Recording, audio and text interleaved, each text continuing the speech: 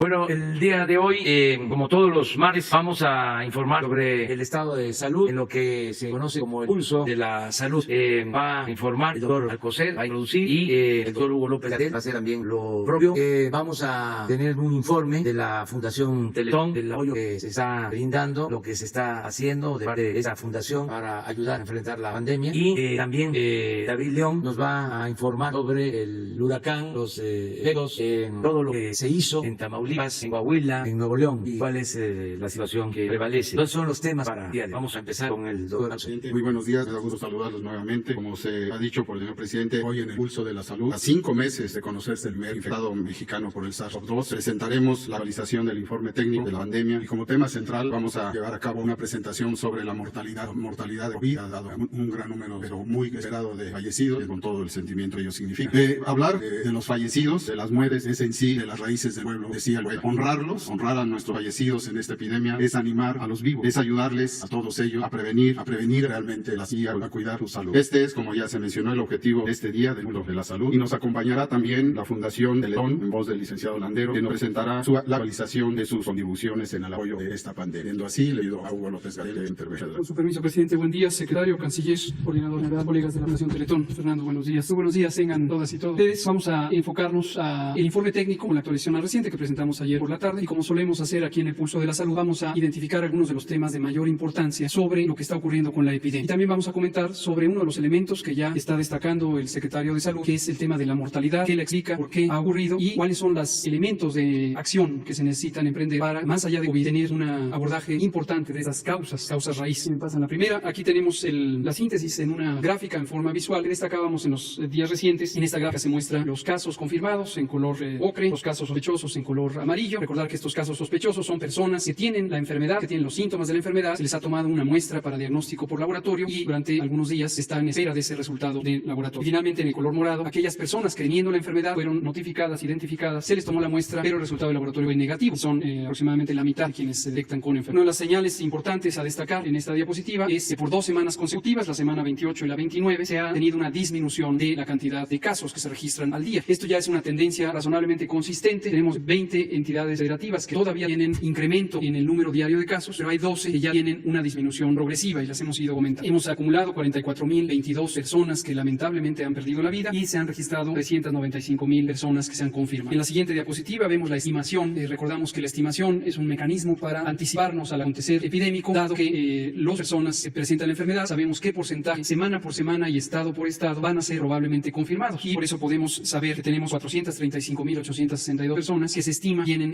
la enfermedad COVID de las personas que se vigilan por el sistema de vigilancia. Pero como se puede ver también en la curva de hasta arriba, la línea de color azul claro, ya 2 semanas consecutivas los casos estimados también muestran reducción. Ojo, alerta, atención, que esto no es garantía en absoluto de que la epidemia va a seguirse comportando de esa manera. Sí y solo si se mantienen las medidas de seguridad sanitaria, se atiende las indicaciones del semáforo de seguridad sanitaria COVID, entonces vamos a lograr que la epidemia vaya por ese. Si por el contrario se hace un desconfinamiento demasiado acelerado o el conjunto de la sociedad no mantiene las medidas de precaución, la sana distancia, el lavado de manos, el uso de cubrebocas en espacios cerrados donde no es factible tener sana distancia, el mantenerse en casa cuando se tienen síntomas, entonces sí puede ocurrir que haya rebrotes y repuntes que hemos estado aumentando. Es de destacar que 11% de los casos que se confirman y de los casos que se estiman han tenido la enfermedad en los últimos 14 días. Esta es la parte activa de la epidemia. Recordar que el 90% de los 435.000 casos que muestran en esta diapositiva ya no tienen enfermedad, la tuvieron hace más de 15 días y si no ocurrió lo que es más lamentable, que fallezcan, las demás personas se han recuperado. Entonces es importante porque la suma de casos acumulados nos puede dar una falsa impresión de un tamaño de la epidemia en cada momento, cuando en realidad solamente en los últimos 15 días las personas permanecen contagiadas. Las siguientes 2 diapositivas lo que nos muestran es cómo se ha ido reduciendo la velocidad a la que crece la epidemia, y esta es una idea que es muy importante porque aun cuando se van sumando nuevos casos cada día y aun cuando en el conjunto la suma de casos de un día es generalmente mayor a la del día anterior, la velocidad a la que se van acumulando es cada vez menor, hasta que llegaremos a un punto cero, donde posteriormente empiecen a disminuir la cantidad de casos. Para los casos estimados es 1.3% y para la mortalidad, es la siguiente diapositiva, es 1.1%. Contraste, se disminuyó 0.1%, una décima porcentual respecto a la semana anterior, y así es esperable que seguirá disminuyendo. Finalmente, en la parte básica del informe técnico tenemos la ocupación hospitalaria que comentamos todos los días y que monitoreamos en todas las entidades federativas y de hecho en todos los municipios. Tenemos que 47% de las 30.199 camas destinadas a la atención de personas con infección respiratoria aguda grave están ocupadas y tenemos un remanente de 53% aún libre. En orden de frecuencia, las entidades federativas tienen distintas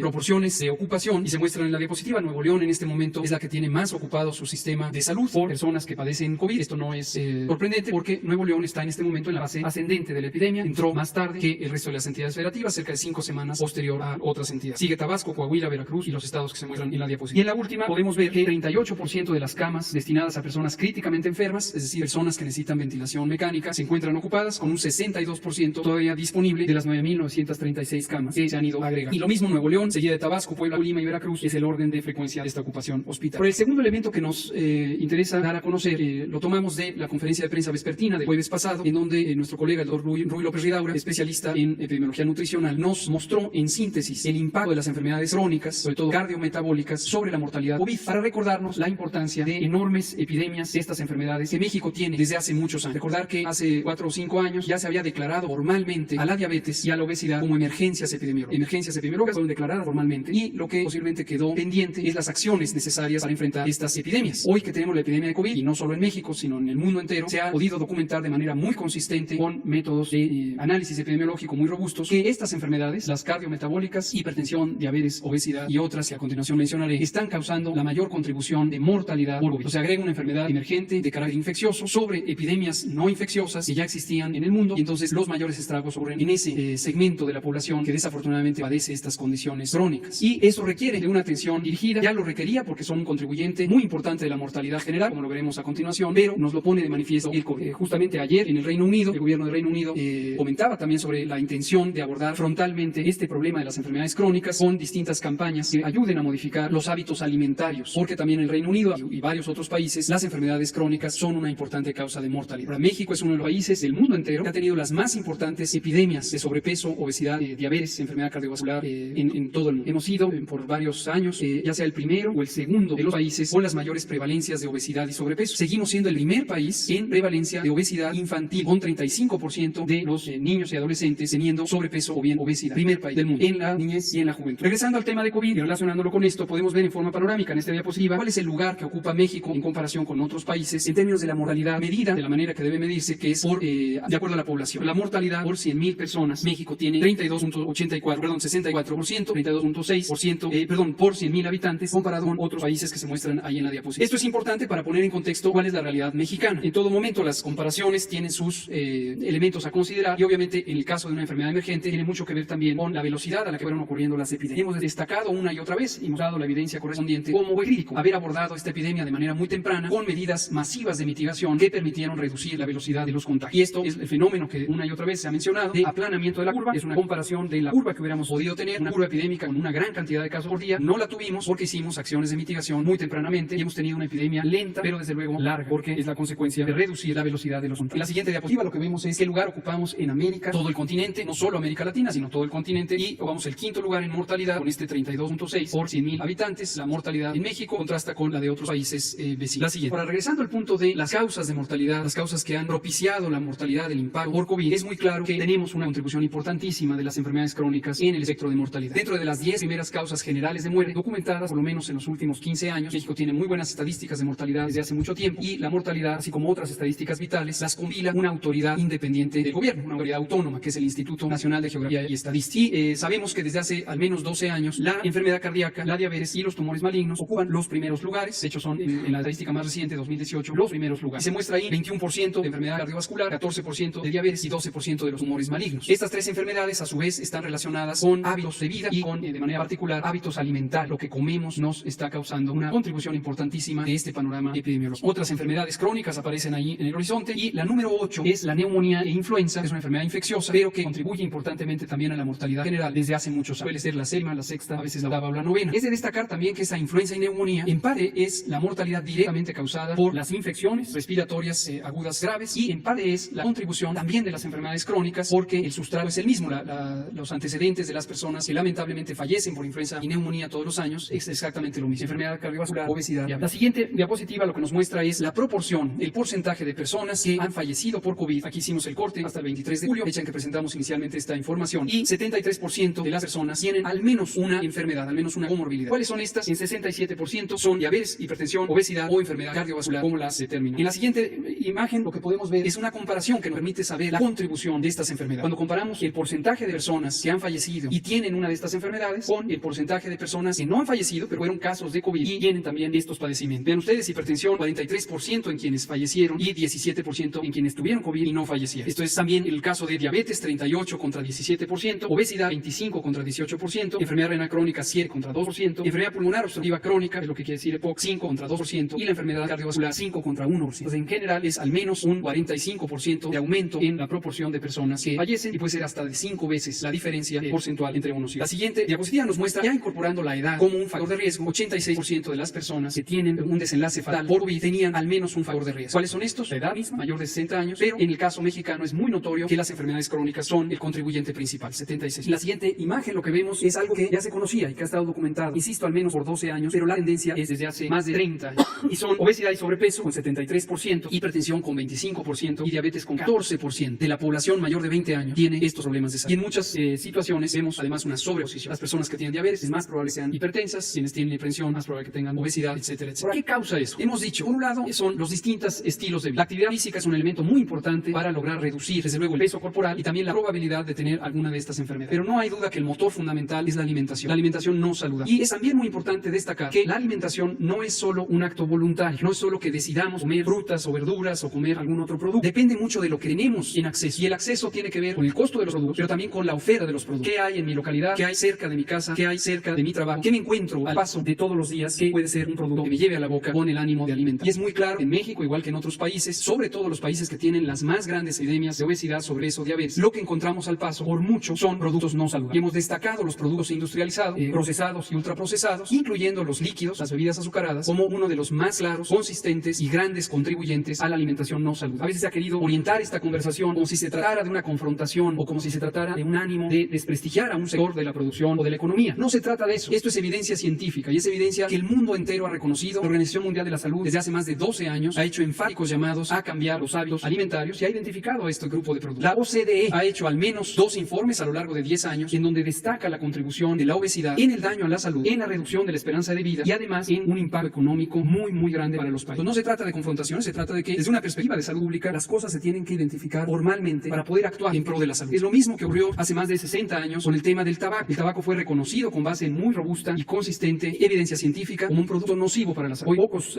segmentos de la sociedad podrían argumentar que el tabaco es un producto saludable. No lo es un producto dañino, invariablemente dañino. No hay forma positiva o forma benéfica del tabaco. Hoy ya nadie lo duda. Pero con el tema de los alimentos no saludables, los procesados y los ultraprocesados, tenemos todavía una transición en la mentalidad de la sociedad y en donde pareciera sorprenderse de que la evidencia científica por más de 15 o 20 años ha identificado este tipo de contribuyentes a una salud deteriorada. Lo que vemos en la siguiente diapositiva es evidencia de un artículo científico en el que participaron investigadoras e investigadores mexicanos con otros grupos académicos de muy alta capacidad, que muestra de manera directa la estimación de cuándo contribuyen las bebidas azucaradas, el consumo de bebidas azucaradas, a la mortalidad en México. Este artículo fue publicado antes de COVID, fue publicado en diciembre de 2019 en una revista de alto impacto científico y lo que muestra es que 7% de la mortalidad en México se asocia con el consumo de bebidas azúcar. ¿De qué manera? Porque estas bebidas contribuyen a causar enfermedad cardiometabólica, diabetes y enfermedad cardiovascular. ¿Cuánto es esto? ¿Cuánto es 7%? Es 40.842 muertes que cada año ocurren asociadas con el consumo de bebidas azúcar. Eso es algo muy importante a considerar. Ahora, ¿qué estamos haciendo en el gobierno de México para enfrentar esto? Justamente, y conociendo que otros gobiernos recientes habían identificado formalmente esto como una epidemia, una emergencia epidémica, tanto la diabetes como la obesidad, decidimos concretar las intervenciones que deben ejecutarse. Hay planteamientos de la Academia Nacional de Medicina, del Instituto Nacional de Salud Pública, de la Universidad Nacional Autónoma de México, desde hace varios años, sobre cuál sería una ruta crítica de intervenciones del Estado para disminuir el impacto de estas enfermedades y prevenir. Entonces, el 14 de febrero de 2019, el doctor Alcocer, secretario de Salud, estableció, junto con otras instituciones, el Grupo Intersectorial de Salud y Alimentación, se llamaba así en ese momento. Este fue avanzando, e incorporaron varias otras instituciones que están en la diapositiva en la parte de abajo. Noten que incluye organismos internacionales muy relevantes como UNICEF, la FAO y desde luego la Organización Panamericana y Organización Mundial de la Salud. Noten también que son solo instituciones académicas y también organismos sociales y que pretenden trabajar de manera conjunta para enfrentar los determinantes estructurales de esta epidemia. Y este grupo se llama GISAMAC, Grupo Intersectorial de Salud, Alimentación, Medio Ambiente y Competitividad Económica, porque son aspectos que están interrelacionados unos con otros. La meta es lograr un sistema agroalimentario justo, socialmente saludable, sostenible en términos ambientales y competitivo económicamente en la medida que la capacidad económica también deriva de la sostenibilidad en los otros aspectos. Y lo segundo es transformar nuestro Sistema Nacional de Salud. Hemos hablado varias veces del modelo referencial que es la atención primaria de la salud, modelo que ha sido durante 40 años enfáticamente recomendado por la Organización Mundial de la Salud y diversos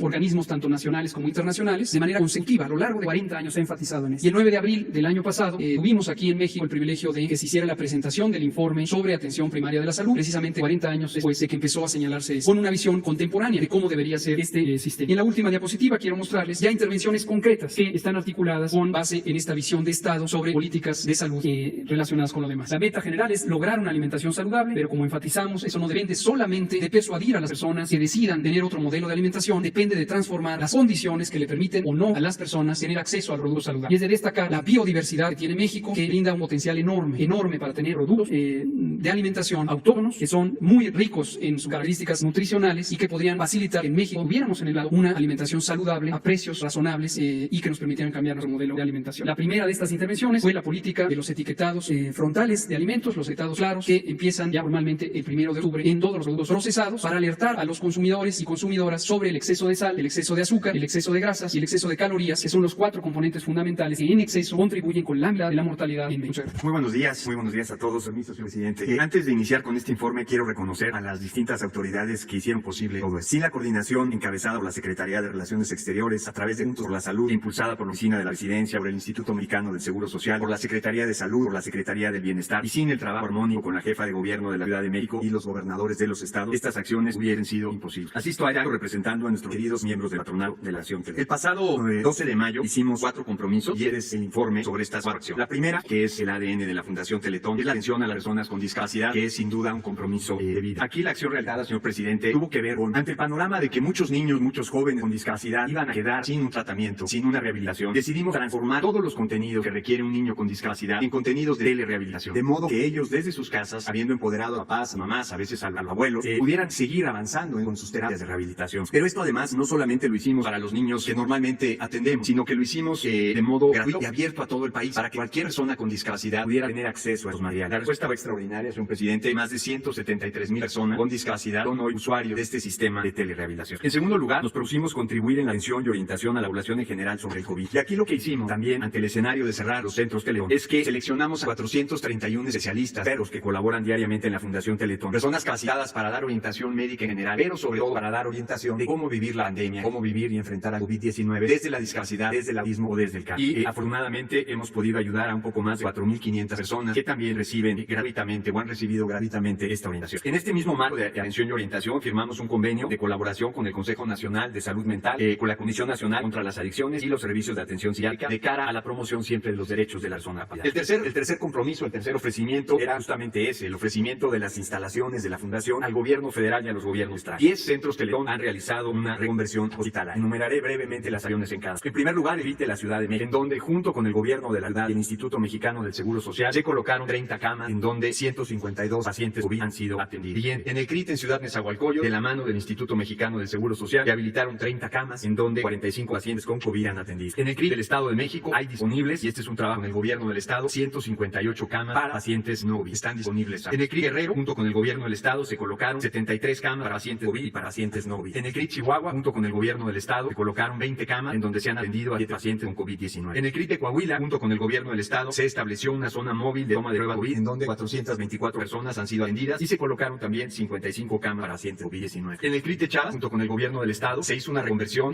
a un centro de atención psicológica a pacientes post-COVID-19 y un poco más de 2,200 personas han sido atendidas recibiendo esa atención psicológica. En el CRIT Michoacán, de la mano del gobierno del Estado, se hizo una reconversión para transformar el CRIT en un centro de consulta externa y se han atendido un poco más de 3,240 personas. En el CRIT de Sonora, junto con el gobierno del Estado, también se hizo una reconversión a centro de vigilancia epidemiológica. Más de 80,400 personas han sido atendidas. En el CRIT Baja California, de la mano del Instituto Mexicano del Seguro Social, de hecho mañana el director general del Seguro Social, el licenciado Zoe Robles, va a estar ahí dando inicio al proceso de atención. Se colocaron 30 cámaras pacientes COVID. Por otro lado, también informar que el CRIT Aguascalientes, el CRIT Quintana Roo y el CRIT Yucatán ya regresaron a sus operaciones normales, por supuesto tomando todas las medidas de precaución que marcan los semáforos, y hemos agregado una acción más. Conscientes de las consecuencias de haber padecido COVID-19, vamos a ofrecer a toda la población rehabilitación pulmonar a pacientes COVID. Será una necesidad, estamos seguros que basta. La cuarta acción fue la atención a los niños con cáncer. Nadie es más vulnerable a un tema de un contagio, de una pandemia o de un virus que un niño que tiene las defensas bajas, como es el tema de los niños con cáncer. Allí, en el Hospital Infantil Teletón de Oncología, me da gusto informarles que los 300 pacientes hemos logrado que ninguno de ellos haya contraído de COVID y que sigan adelante con sus tratamientos. Seguramente con la ayuda de todos les salvará la vida. Por otro lado, sumamos una ayuda humanitaria, entendiendo el problema económico que genera la alta actividad económica. Se han entregado más de 12,600 despensas con el apoyo de los miembros de la patronato. En resumen, señor presidente, lo que se ha hecho desde ese día 12 de mayo, 173,235 terapias vía telerehabilitación, 4,584 personas atendidas vía consultas o asesoría telefónica, 396 camas agregadas a la atención, 204 personas atendidas en los CRIT reconvertidos, 424 personas se han realizado pruebas COVID de personas personas con sus 5.507 consultas presenciales en los CRITs de Michoacán, más de 80,000 personas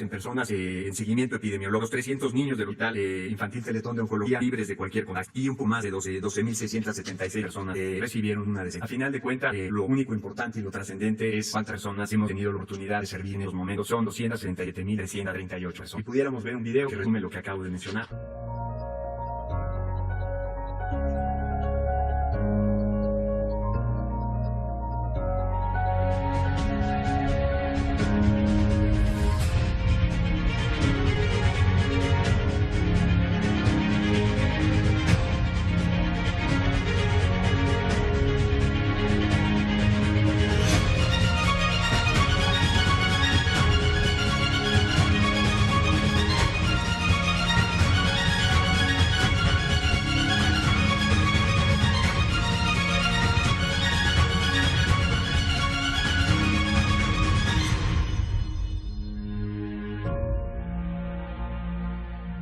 Servir a México siempre es un privilegio, pero más aún en los momentos difíciles. Hay una virtud que se impone siempre, pero más en los tiempos que vivimos. Y esa virtud es la lealtad. La lealtad a la vida, que significa compromiso, presencia y sobre todo gratitud. Es una virtud callada, pero trascendente, indispensable, porque es incondicional. La lealtad es la virtud del amor presente. Y quienes hemos construido Teletón, en este valor creemos y por eso haremos lo que hacemos. Por ello, que continúe la reconversión no solo de los edificios y de las instalaciones, sino de las mentes y de los corazones de todos. Gracias a todos los miembros del patronato por su inquebrantable compromiso. Gracias a todos nuestros patrocinadores. Gracias en especial a todos los niños con discapacidad por enseñarnos que la única discapacidad es pensar imposible. Teletón es el fruto de la generosidad de millones de millones, porque nos mueve. Donadores que muchas veces, contra viento y marea, por más de 23 años, pusimos de día una obra, pero sobre todo pusimos de día el corazón de miles de niños mexicanos. Y hoy nos honra sumarnos a poner de día a miles de mexicanos que lo necesitan. Por ello, sobre todo, gracias a todos los donadores mexicanos, amorosos, constantes, orgullosamente cuando se trata de dar y de servir. Gracias, señores gobernadores de los estados y jefa de gobierno de la Ciudad de México. Gracias, señor presidente, por la oportunidad de sumarnos en el rescate de la vida de miles de mexicanos. Como lo dijimos el 12 de mayo, querido México, va de regreso todo lo que nos hará. Todo. Muchas gracias. Muy buenos días a todos. Permiso, señor presidente. Como ustedes bien saben, estamos en plena temporada de ciclones tropicales y lluvias que arrancó el 15 de mayo, terminará el 30 de noviembre. La CONAGUA, el Servicio Meteorológico Nacional, pronosticó entre 30 y 37 sistemas. De ellos se han presentado 12 y 3 han imparado el territorio nacional. Primero Amanda, después Cristóbal y en este caso Hanna en el norte de nuestro país. Brevemente, este es un mapa de la precipitación pluvial del día 26 de julio al 27 de julio, que lo genera la CONAGUA y el Servicio Meteorológico Nacional en los colores frío, en los azules y verdes, la menor precipitación pluvial, los colores cálidos, la mayor precipitación pluvial. Medimos la precipitación pluvial en milímetros por metro cuadrado, que quiere decir litros por metro cuadrado. Podemos ver que en la zona de los estados del norte de nuestro país, Coahuila, Nuevo León, Tamaulipas, hay colores muy fuertes que representan que llovió en esos sitios cerca de 500 litros en 24 horas. Esto quiere decir 500 litros en un metro cuadrado acumulados en 24 horas. Esto nos habla de la gran precipitación pluvial que tuvimos por esas horas. La siguiente, por favor. Una breve muestra muy rápido. Por ejemplo, en Gustavo Díaz Ordaz, esto en Tamaulipas, llovieron 367 litros por metro cuadrado. Esto es casi el 50% de la lluvia que se tiene en todo un año. Para el caso de Nuevo León, particularmente en Monterrey, llovieron 564 milímetros acumulados en 48 horas. Es decir, en 48 horas llovió casi el 80%, un poco más del 80% de lo que llueve en un año. Esto nos habla de caudales muy grandes que generan desafortunadamente a su paso daños, afectaciones que nos parecen muy lamentables y que en la cara de la otra moneda nos permiten tener agua en nuestras presas para dotar de agua potable a las familias de la región y también desarrollar las habilidades agrícolas. La siguiente, por favor. Nuestras presas de esos 3 estados, CONAGUA administra 210 presas en el territorio nacional. En los estados del norte de nuestro país, particularmente Coahuila, Tamaulipas y Nuevo León, hay 18 presas. Esas presas ganaron algo de nivel. Eso permitirá una mayor disponibilidad de agua en la región. El monitoreo de presas se realiza minuto a minuto justamente para controlar,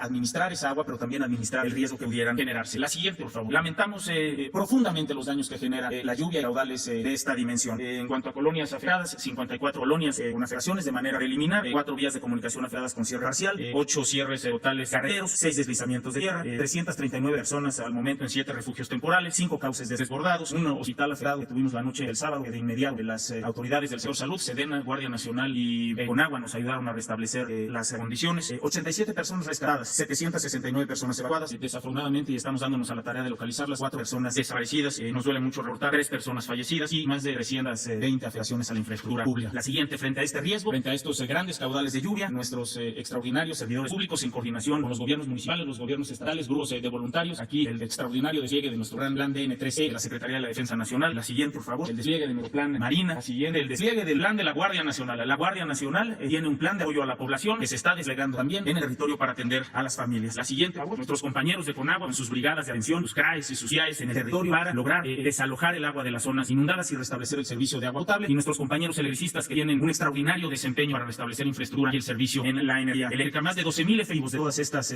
instituciones en coordinación con gobernadores de los estados, con alcaldes, con titulares de protección civil, estamos trabajando para atender a la población. Por favor, la Cancillería, ustedes saben que Hanna, un ciclón tropical que tocó tierra en la costa este de los Estados Unidos como huracán categoría 1 y afectó de manera importante el territorio norteamericano. La Secretaría de Relaciones Exteriores, a través de su red consular, ha dispuesto una serie de servicios para atender a nuestros paisanos que pudieron haberse sufrido alguna afectación en el territorio de Estados Unidos. Por último, comentar, hemos hecho un monitoreo permanente de los ciclones tropicales, particularmente Hanna. Pudimos hacer un alertamiento desde el día 20 a todos los involucrados en el Sistema Nacional de Protección Civil. En este momento llueve en muchas partes del territorio. Es muy importante respetar las recomendaciones de la autoridad. Antes de la lluvia debemos resguardarnos. Si no nos sentimos seguros en nuestras viviendas, debemos acercarnos a nuestros sistemas municipales y estatales de protección civil. Durante la lluvia, bajo ninguna circunstancia lanzada. Hablaba yo de 87 rescates. Muchos de ellos son vehículos en los cauces de los ríos, personas que arrastró la corriente. Esto quiere decir que tomamos una decisión inadecuada, inapropiada durante la lluvia. Durante la lluvia no hay que transitar, no hay que cruzar el cauce de un río, ni en una bicicleta, ni en un vehículo, ni confiar en nuestros animales y montarlos para cruzar el cauce de un río. Es arriesgar nuestra vida y es arriesgar también la vida de los socorristas que tendrían que ir en nuestro auxilio. Y después de la lluvia regresar con mucho cuidado. El Sistema Nacional de Protección Civil continuará trabajando de manera permanente para atender todo el territorio, pero de manera muy particular a estas tres entidades de nuestro país que han sufrido el impacto del ciclón tropical. Bueno, pues esta es la información general. Vamos a los dos. Buenos días, señor presidente. Buenos días a todos. Mi nombre es Alberto Marquín Espinosa. Vengo corresponsal de Jaime Farías Informa desde Cancún y desde Querétaro, Frecuencia K, y desde mi canal de YouTube es Ahora AM. Presidente, existe un gran riesgo en el país por la falta de inmunidad para proteger la libertad de los legisladores para hablar y votar en el Congreso. En Querétaro, por ejemplo, el gobierno de estado que preside el señor Francisco Domínguez Servién, existe persecución política a legisladores y presidente municipal. Le pongo tres ejemplos nada más que ha acontecido en estos últimos 2 meses.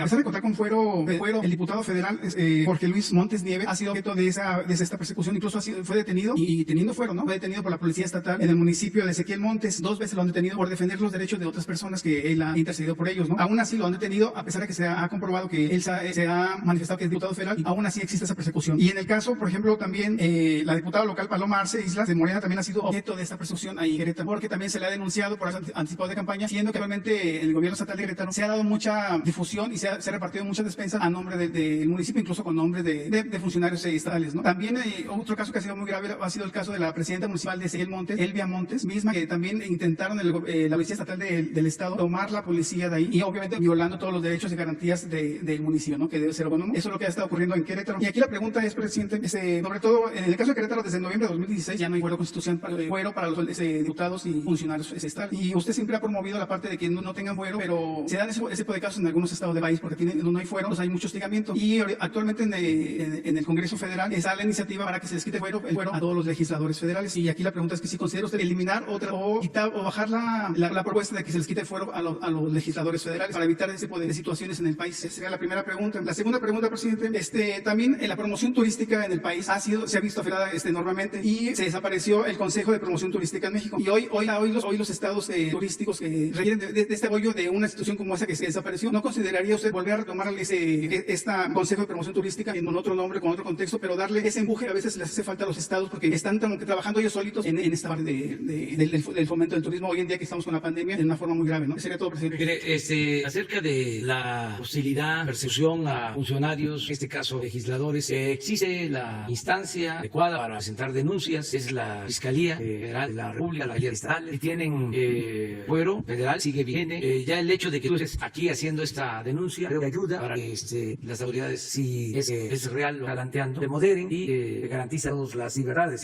Acerca del fuero, está vigente porque no han aprobado las iniciativas que enviamos para quitar el fuero. Voy de nuevo a enviar la iniciativa, mejor dicho, ya volví a enviar la iniciativa para quitar el fuero al presidente de la República, porque eso fue lo que se generó la supuesta inconformidad o falta de aprobación en el Congreso, de que no se quiso incluir a los legisladores. Entonces yo tengo un compromiso que hice en campaña de quitar el fuero al presidente. El presidente puede ser juzgado por cualquier delito, igual que cualquier otro ciudadano, porque desde hace muchos años, desde la Constitución de 1857, quedó establecido que el presidente solo puede ser juzgado por traición a la patria. La Constitución del 17 inclusive se quitó lo que estaba establecido de que también al presidente se le iba a juzgar por delitos electorales. Se quitó eso en la ISU, que se de otras decisiones se tomaron, y se dejó que solo podía ser juzgado por traición a la patria. Queremos modificar eso en la Constitución, quitar estos fueros, estos privilegios, que el presidente pueda ser juzgado como cualquier otro ciudadano. Tengo la información que iniciando el periodo ordinario, a partir del 1 de septiembre, va a ser una de las primeras iniciativas legislativas en ponerse a discusión y en su caso aprobarse en las dos, lo cual va a llevar a esa forma constitucional. Lo demás tiene que ver con los legisladores. Acerca del Consejo del Fomento al Turismo, se canceló por la corrupción, porque sí, es muy importante promover el turismo, pero usaban el dinero para pago de publicidad política. Incluso les pagaban publicidad a medios nacionales en el extranjero, pero del dinero que supuestamente se tenía que destinar al fomento turístico. Ahora estaba yo viendo el inicio de la temporada de béisbol, Grandes Ligas, el juego de Yankees Washington, apareció en la elección un anuncio de ese Consejo de Promoción Turística. Estoy precisamente por averiguar qué pasó, quién pompó, si ya no existe. Entonces, ¿de dónde salió esa edad? Hay, desde luego, mucha promoción que se está haciendo, y ya no con el mecanismo, está a cargo de las embajadas, el consulado, hace mucha promoción a México, y nuestro país es de los destinos turísticos más importantes del mundo. Ahora, por la pandemia, tuvimos poca afluencia, se cerraron playas, pero ya también, en la medida de que va bajando la pandemia,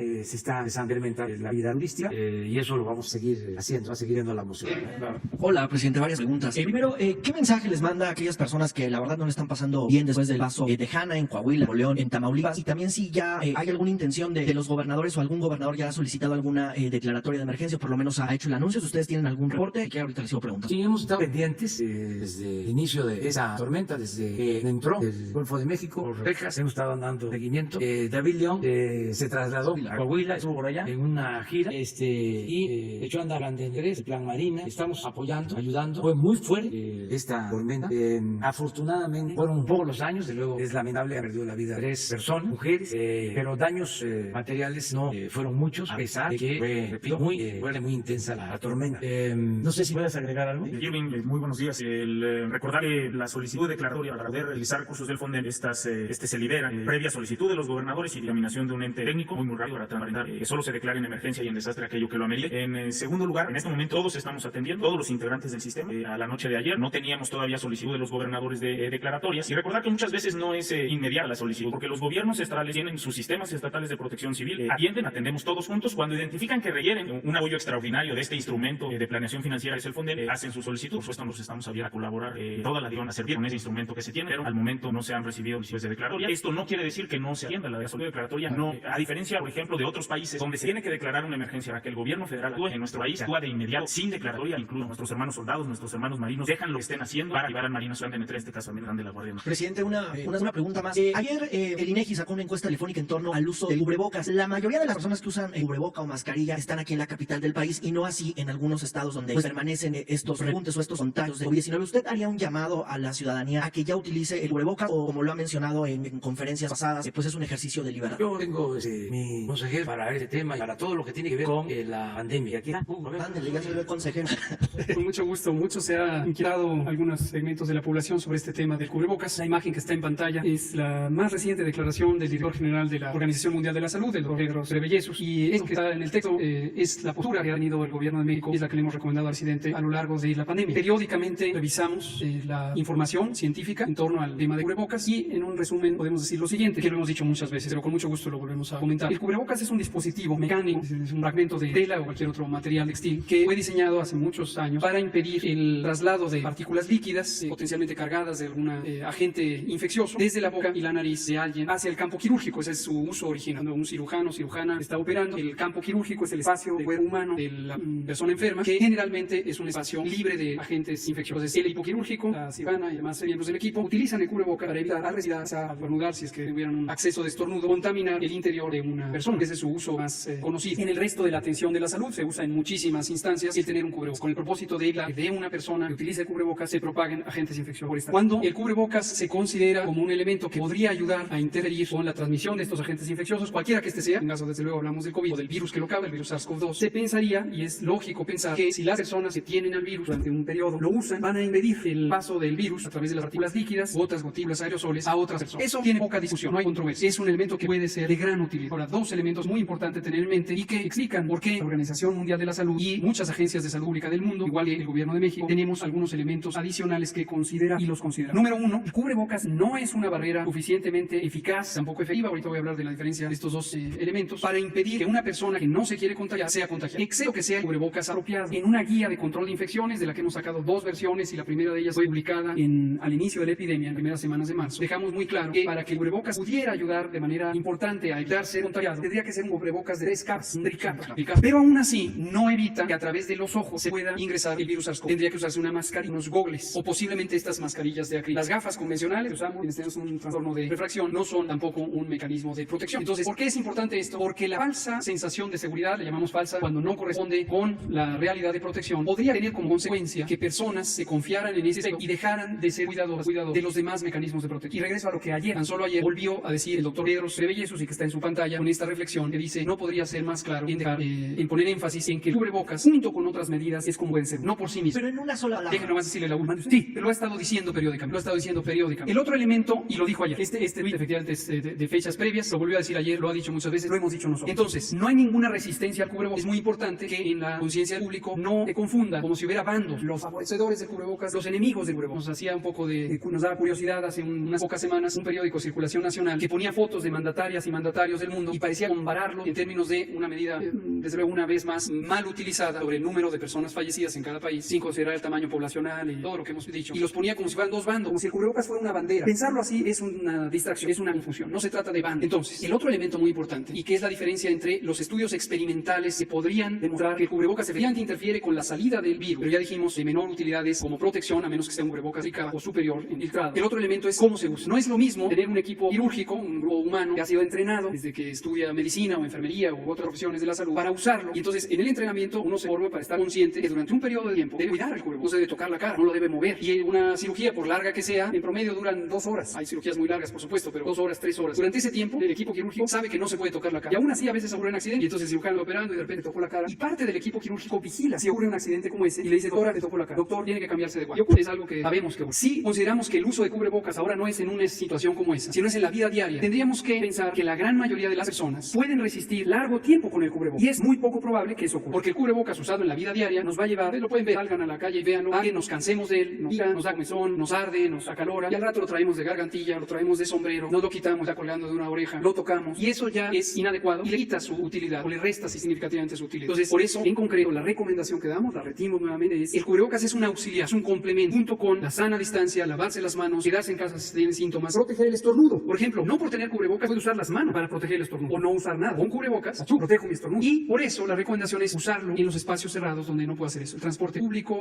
salones muy pequeños, etc. Así como estoy, como el presidente hace un ratito, estamos en este foro de las mañaneras o las sesiones vespertinas, la contribución que pudiéramos hacer a los contagios es significativamente pequeña. Entonces el gobierno federal nunca lo va a convertir en una obligación, aunque los gobiernos estatales lo hagan. Esto que dice, y me permite un minuto más, presidente, esto es también muy importante. Gracias por preguntar. Lo hemos dicho también muchas veces. Cuando el gobierno mexicano diseñó las intervenciones de prevención y control, usando los principios generales del control de infecciones, la literatura científica más actualizada, también relevante del momento y que todos los días la revisamos, decidimos tomar el sujeto de la acción, no sean las personas, ¿Por qué razón? Porque si el sujeto de la acción son las personas en lo individual, entonces tendríamos que ejercer coerción, que puede ser desde una acción administrativa, multar a una persona, arrestar a una persona. Esas son escenas que hemos visto en el mundo y que hemos visto en el país. Y consideramos desde el inicio, y así está formalmente asentado en el acuerdo del secretario de Salud del 31 de mayo, establecimos, tenemos que tener un cuidado especial de los derechos humanos. Por cierto, la Comisión Interamericana de los Derechos Humanos recientemente adoptó una resolución empática sobre la protección de los derechos humanos de las personas que padecen COVID-19. Entonces, es muy peligroso en un contexto de ansiedad social, legítima, normal, esperable, que se focalice en la persona, la acción extraordinaria de seguridad general. A diferencia de eso, el gobierno mexicano decidió que no fueran las personas, sino las circunstancias que hacen que las personas tengan, en el caso de la jornada de sana distancia, salir al espacio. ¿Cuáles son esas circunstancias? Trabajo, escuela y, en general, vida pública. Y recordarán que eso lo dijimos una y otra vez y sigue viendo el planteamiento. Si suspendemos temporalmente trabajo, si suspendemos temporalmente escuelas como siguen suspendidas, si se suspenden los espacios públicos, entonces no necesitamos ejercer coerción sobre las personas. Pero las personas, con el conjunto de la sociedad, sí podemos utilizar la persuasión, el convencimiento. Y por eso hemos agradecido múltiples veces y felicitado al pueblo de México, porque está demostrado con evidencia que hemos logrado reducciones de la movilidad pública semejantes a las que lograron otros países, incluyendo los países europeos, que sí ejercieron la coerción del Estado. Y es simplemente porque las personas, por convencimiento, esperamos en parte por tener información y no desinformación, se persuadieron de protegerse a sí mismas y proteger a su comunidad. Entonces el cubrebocas, insisto, no tenemos nada en contra del cubrebocas, la evidencia científica muestra que puede ser un auxiliar, pero si se vuelve el enfoque principal, el centro de la acción, entonces ocurre, como lo hemos visto, no es una especulación, a veces lo saben, entonces la acción gubernamental se focaliza sobre el presunto culpable, es la persona que no trae. Por eso entonces no se convertirá en obligatorio, es una sugerencia, pero ustedes así es, nunca lo van se a obligar. recomienda, si lo podemos recomendar con mucho gusto para todas aquellas personas que están inquietas de que no hemos hecho la recomendación, se recomienda el uso de cubrebocas, particularmente en los espacios cerrados, en los que es difícil mantener la sana distancia, como una medida complementaria de las demás: sana distancia, lavado de manos, protección del estornudo, quedarse en casa si se tienen síntomas y acudir prontamente a atención médica si se padece COVID, aun cuando este no haya sido aún demostrado por laboratorio. Muchas gracias. Presidente, nada más robarle un comentario sobre la audiencia que va a tener esta mañana Emilio Lozoya. Pues, perdón, bueno, no, pues es que es el tiempo, ¿no? Sí, entonces, adelante, déjeme tomarme unos segundos, nada más preguntarle, presidente, si le puedo robar un comentario en torno a la audiencia conferencia agendada para esta mañana con Emilio Lozoya, pues ha hablado del tema aquí en la mañana. Bueno, creo que es un caso importantísimo que va a ayudar mucho, repito, a que se destierre la corrupción de México, que es nuestro propósito principal. Varias veces lo he hecho y lo voy a repetir ahora. Si me preguntan cuál es el propósito fundamental del gobierno que represento, y que lo diga yo rápido, aún cuando no hablo de corrido, en el tiempo que tardo parado en un solo pie, ¿cuál es el objetivo del gobierno? Acabar con la corrupción. Ese es el objetivo principal. Tiene una explicación, ya la he dado durante mucho tiempo, y soy absolutamente convencido de que es el principal problema de México. No es una pandemia, es más que es una peste.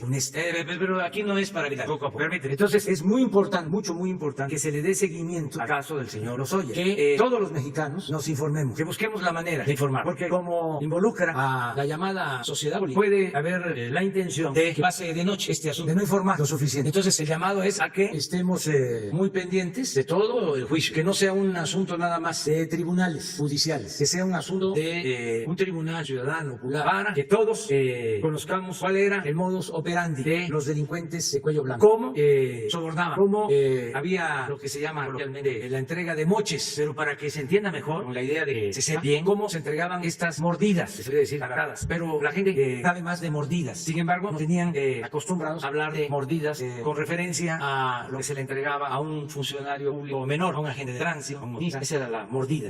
Los grandes atracos no se conocía, no se sabía nada, no se hablaba de eso. Hemos dicho varias veces cómo hasta se premiaba o se reconocía a los corruptos, se les consideraba muy hábiles, astutos, que sabían aprovechar la oportunidad para hacerse grande con la riqueza mala vida. Entonces, por eso es muy importante este juicio. Tiene que ver con las mordidas que se entregaban para recibir contratos en el gobierno, contratos que afectaban la hacienda pública, presupuesto público, que es dinero del pueblo, porque antes también se pensaba, que nunca se orientó, de que el presupuesto era dinero del gobierno. No, el presupuesto es dinero del pueblo. Los funcionarios somos simplemente administradores de los dineros del pueblo. Eran muy malos administradores, corruptos. Entonces, habían desfalcos, se afectaba el patrimonio público. Por eso la pobreza, por eso la desigualdad. La corrupción en México es la causa principal de la desigualdad económica y social. Unos cuantos se apoderaban de lo que era de la mayoría del pueblo. Esa es la corrupción. Entonces, en este caso, se entregaban mordidas para encontrar todo esto que pasó con la empresa Odebrecht, y el colmo es que se compró la llamada reforma energética, es decir, se subornó, se le dio mordida a los legisladores para que se aprobara esa reforma que nos hizo daño, que no benefició en nada al país, al contrario, produjo pérdidas de miles de millones de pesos, deudas a la hacienda pública. Imagínense, por esa reforma se impusieron los gasolinazos. ¿Cuánto significó de pérdida para la economía popular? ¿Cuánto salió de los bolsillos de los mexicanos? ¿Cuánto costó esa reforma? ¿Cuánto se tenía que pagar de más de luz? ¿Durante cuánto tiempo? ¿Cómo se cayó la producción en Pemex? ¿Cómo se dejó en ruina la petroquímica? ¿Cómo nos convertimos en el país del mundo que más gasolinas compra al extranjero? ¿Y qué nos dijeron cuando se iba a aprobar esa reforma energética? Que nos convenía, iba a llegar inversión extranjera a raudales, que iba a aumentar la producción, que no iban a aumentar los precios de los combustibles. Era muy bueno para México. Y aplausos,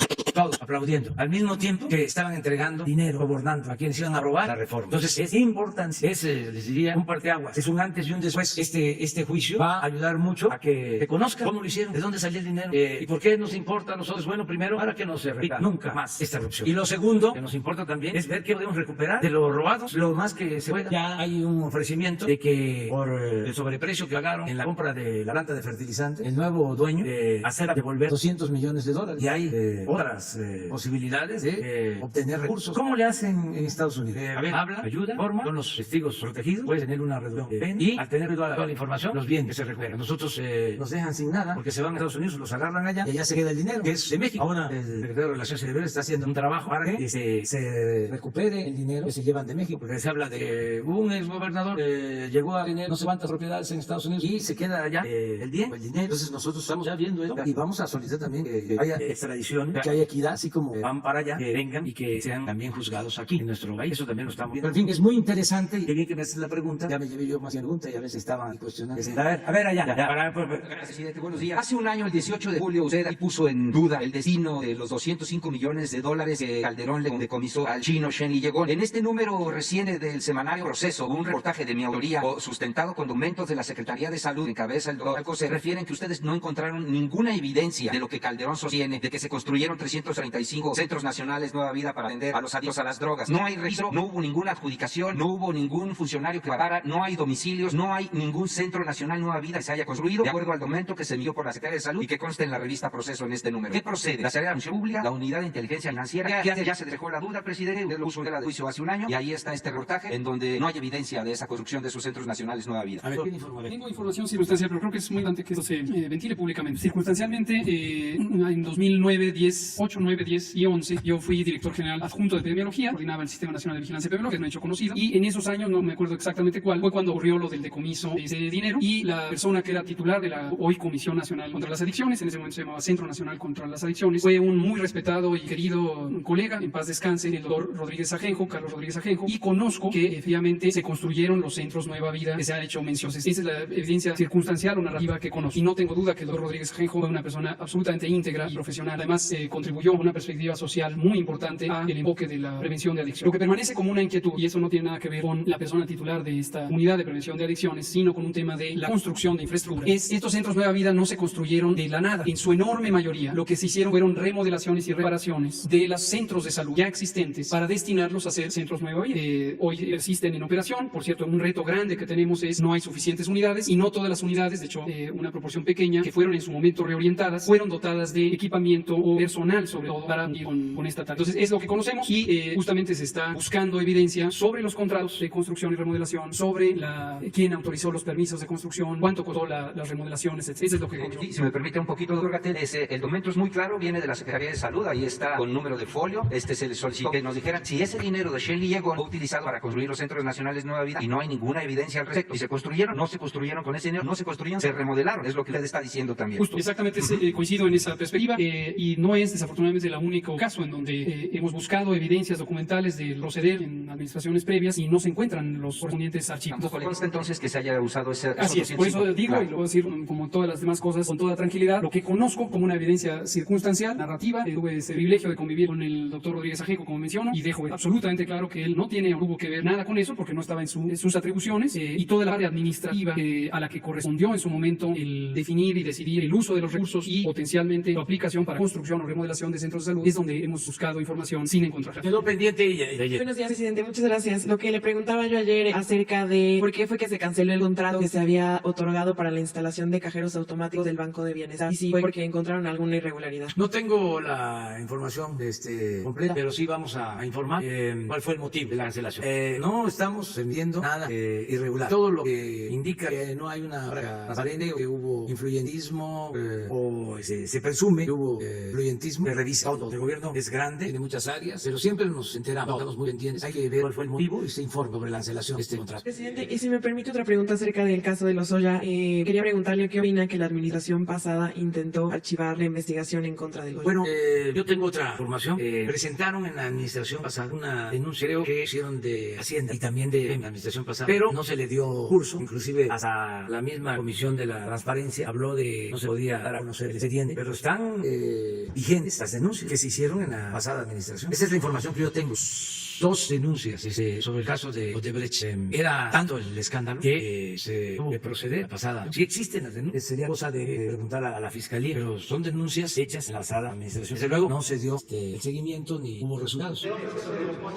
A ver, tú, porque ya tenía tiempo que no venías. Gracias, presidente. Buenos días a los funcionarios, buenos días a la gente que lo ve. Presidente, a mí le voy a hacer un exhorto de manera respetuosa. Lo voy a exhortar, le voy a pedir. En México han muerto más de 44,000 personas como consecuencia del COVID-19. En días recientes usted hizo un anuncio solemne aquí atrás del Palacio Nacional, donde ponía 10 puntos para apoyar a la gente que había muerto por el COVID-19. Yo quisiera exhortarle de la manera más respetuosa que a través de esta trinchera donde usted da todos los días su mañanera, guardáramos un minuto de silencio por los caídos del COVID-19, si me lo permite, y a continuación le hago 2 preguntas más.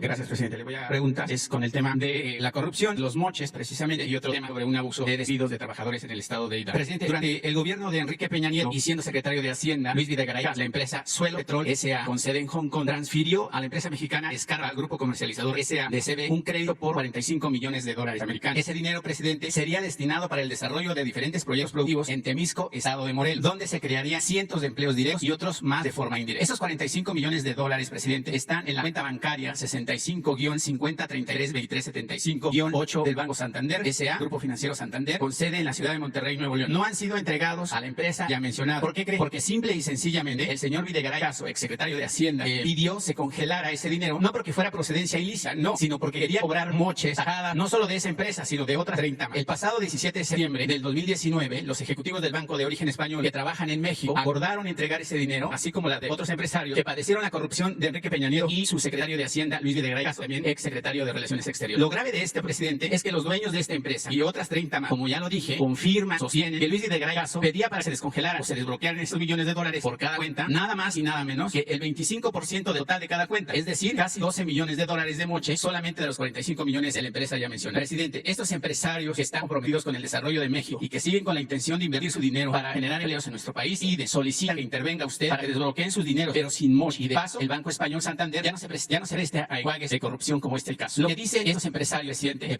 ¿qué le dice a estos empresarios, presidente? Porque si la inversión de la iniciativa privada, tanto nacional como extranjera, su gobierno, el que usted encabeza, simple y sencillamente no alcanzaría para ofrecer los empleos que los mexicanos necesitan. Y más aún, después de que la pandemia del COVID-19 nos está dejando en cueros. Bueno, pues tráiganos toda la información con Jesús y a esos empresarios se los va a atender el secretario de Hacienda, Arturo Herrera, para que conozca este asunto. Ese es mi respuesta. Okay. Y le voy a plantear otro tema sobre unos despidos en el estado de Hidalgo. Usted ha llevado el estandarte de siempre proteger a las personas mayores, a la gente de la tercera edad. En el estado de Hidalgo, presidente, hay un grupo de 25 trabajadores que prestaban sus servicios en el gobierno del estado de Hidalgo que encabeza el señor, el gobernador de ese estado, Omar Ayad Meneses, perdón. Bueno, estos hombres tienen una edad actualmente entre 65 y 75 años de edad. Han sido despedidos y violentados sus derechos laborales por el gobierno del estado de Hidalgo que encabeza Omar Ayad, ya que ellos trabajaron en el Centro Estatal de Maquinaria para el Desarrollo Regional Metropolitano con una antigüedad de trabajo de entre 30, 40 y 50 años. Estos hombres, quien por cierto, uno de ellos ya murió recientemente, piden su intervención ya que la Secretaría de Trabajo y Previsión Social en el estado de Hidalgo, junto con el gobierno estatal, simple y sencillamente no les quieren pagar su antigüedad laboral. En el juicio laboral que se desarrolla en el Tribunal de Arbitraje del estado de Hidalgo con el expediente 415/2017. Ellos argumentan que tanto las autoridades del Tribunal del Estado y el gobierno de Hidalgo exige un contubernio, presidente, para que no se les pague por los años de servicios prestados. Presidente, se le hace uso que a los hombres ya se encuentran en una tercera edad, se le violenten sus derechos y que además obviamente sea autorizado, digamos, por el gobierno del estado y el tribunal en el estado de Hidalgo, porque ellos lo único que están pidiendo es que se les liquide por ese tiempo de trabajo, están francamente de salida y no les dan una respuesta y por el contrario nada más les da vuelas y vuelas y vuelas. ¿Qué les dice a esas personas que están pidiendo esa liquidación, presidente? Porque los vamos a atender. La secretaria del Trabajo, Luisa María Alcalde, lo mismo que le informes a Jesús y